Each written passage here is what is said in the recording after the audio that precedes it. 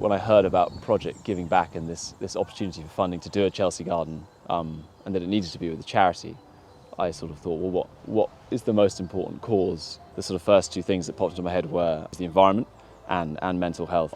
I thought was fantastic about the Wilderness Foundation was that they cover both bases. So they are educating and getting people connected with nature, and then they are sort of fostering the next generation of stewards for the natural world. I suppose the garden relates to what the Wilderness Foundation do in that it's going to be such an immersive sort of enclosed space when you step into it that it's almost removing you from your surroundings. Sometimes we live in environments or worlds, sort of screens, digital, that are so sort of all-encompassing that you do in a way need to remove yourself and disconnect from that. So we're a charity that was established in the UK in about 1976, but originally started in South Africa in 1956. And it started up very much around that magic of wilderness. We've lost a connection with who we are. We've lost a connection with the earth. And that then leads to a sense of alienation, disconnection, mental health, etc. And so as a charity, we've much more focused on the mental health, although the mental health had always been an outcome anyway.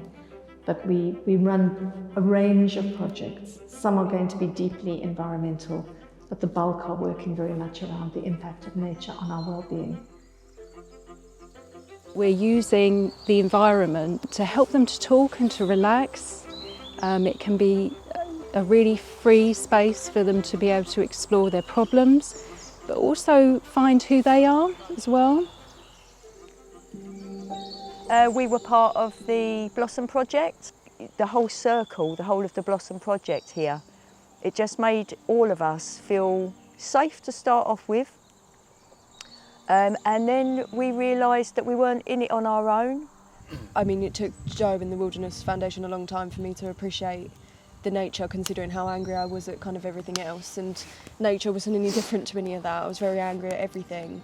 I think what I noticed is some clients come and they can be quite tentative and curious about where they are, and by the time we finish, really much more in touch with themselves and feeling much more confident about themselves and maybe the problems that they're facing as well.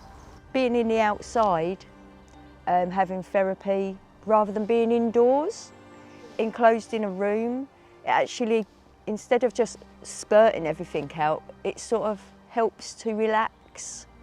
And it mainly made us feel safe and loved, part of something. But I think what I love about the Wilderness Foundation is it acknowledges that side of things, but it also encourages that care for the environment as well, and building on that compassion that we can have for it and the care that we can show for it as well. One of the big things was to really respect nature and make sure no matter what mindset you're in, you treat what's around you good, and hopefully that good karma will come back in your favour. It has, yeah, turned us around and really helped.